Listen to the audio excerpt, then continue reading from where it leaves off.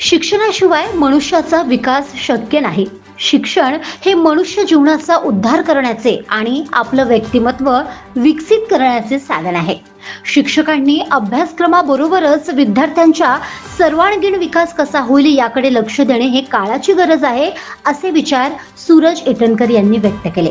ते देवरावजी Itankar public school द्वारा संचालित आणि कनिष्ठ महाविद्यालयात गुरुपौर्णिमेच्या निमित्ताने प्रमुख पाहुणे म्हणून बोलत होते.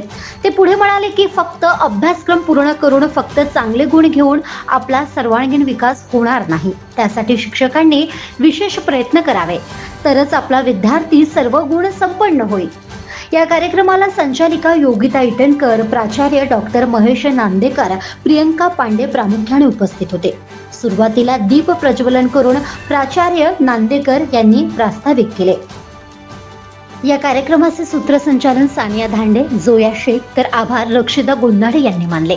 कार्यक्रमादरम्यान कनिष्ठ महाविद्यालयीन शिक्षकांचा पुष्पगुच्छ देऊन सत्कार करण्यात आला. कला, विज्ञान, वाणिज्य या तीनही शाखेतील विद्यार्थ्यांनी यात सहभाग घेतला. कार्यक्रमात समूह गायन, एकल नृत्य, विद्यार्थ्यांची मनोगत याचे उत्तम सादरीकरण करण्यात आले. आभार साक्षी यांनी मानले.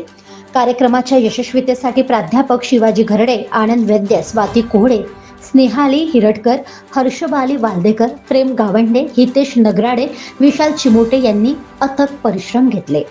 महादर्पण न्यूजकरिता भूपेश पाठराबे, उमरेड.